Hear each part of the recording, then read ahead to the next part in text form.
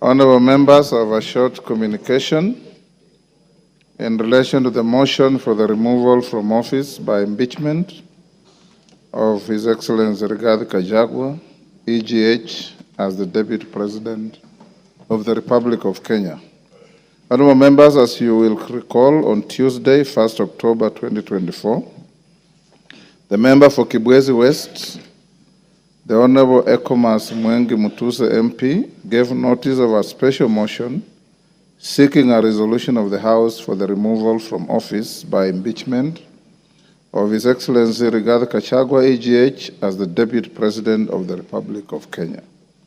Thereafter, upon consideration of the notice, the House Business Committee, at its sitting of the same day, resolved inter alia that the sitting of Thursday, 3rd October 2024 be suspended, which it was, that in the intervening period, the Clerk of the National Assembly collects public views on the proposed impeachment on Friday, 4th October 2024.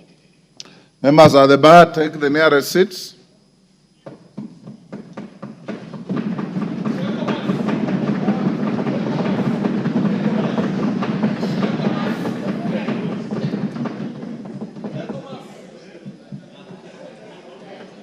Take the nearest seat.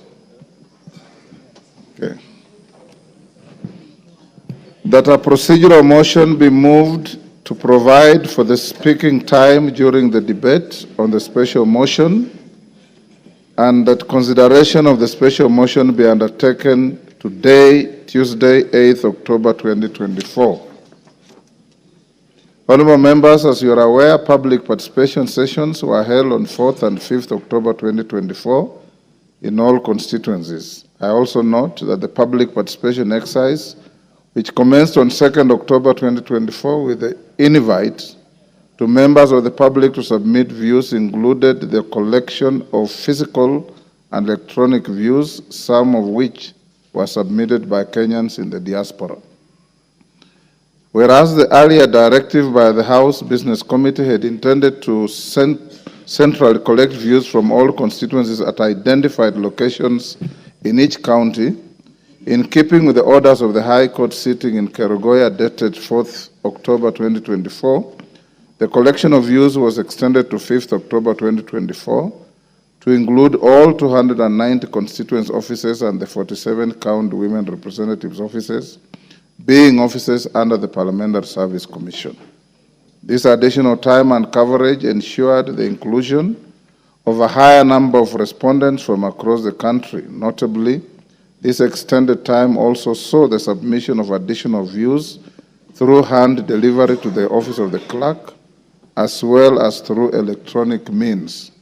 Honourable members, on behalf of the House Business Committee and indeed on my own behalf, I wish to appreciate you for your support during the public participation sessions and commend you for your conduct during the exercise.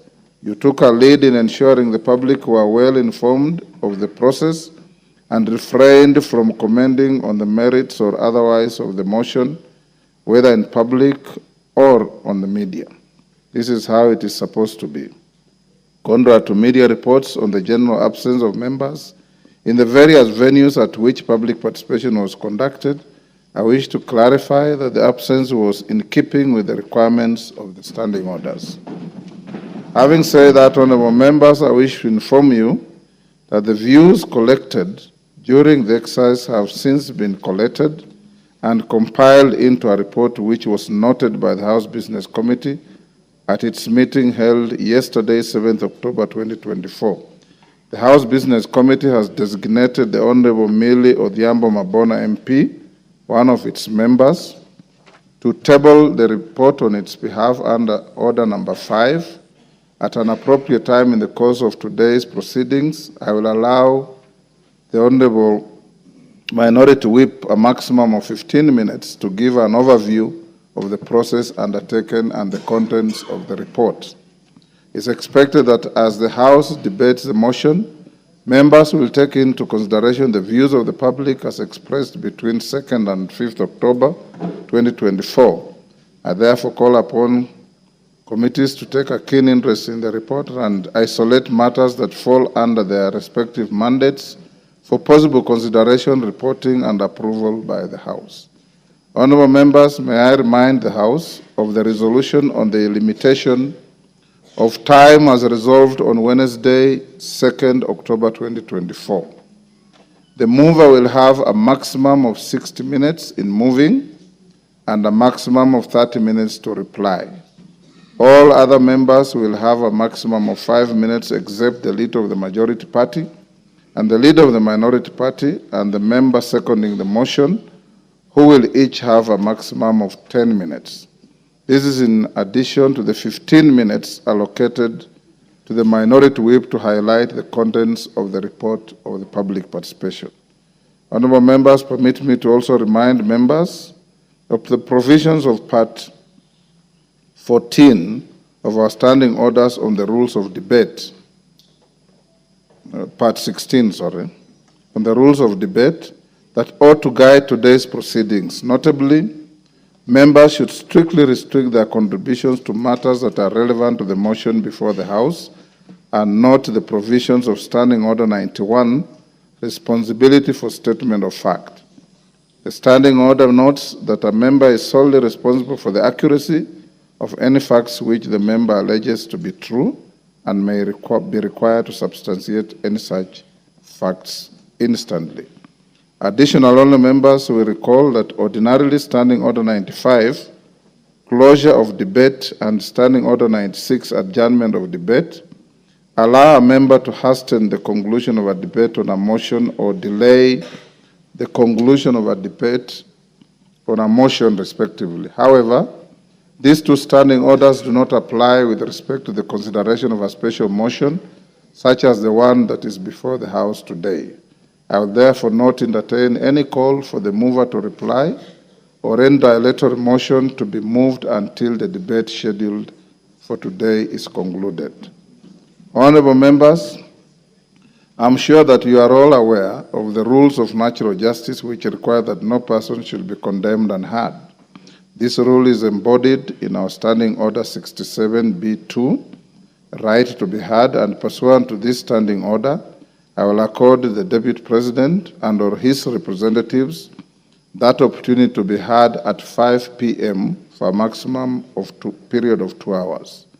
Thereafter, the mover will be called upon to reply, following which the House will proceed to vote on the special motion. Further to the communication issued on 1st October, I need to not gainsay the need for the House to conduct itself in the most decorous fashion during today's proceedings. For the best use of the time allotted to members' contribution to the motion, I urge that each member be listened to without interruption.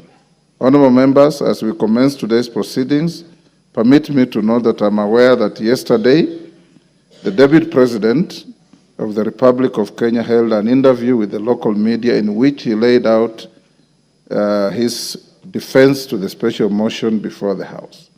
Whereas Standing Order 85 prohibits members of this House from anticipating debate of a motion for which notice has been given, the Standing Order, when broadly interpreted, also extends to non-members, especially persons affected by such motions. Noting that the special motion is scheduled for debate and voting today, I believe that the Deputy President ought to have exercised restraint and refrained from holding the press interview.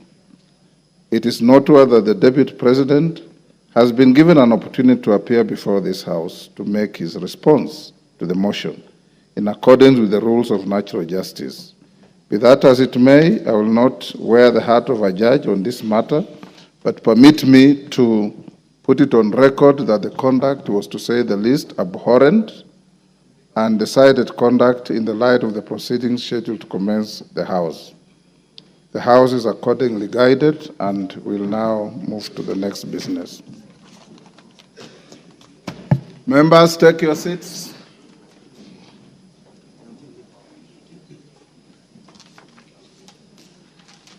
Next order.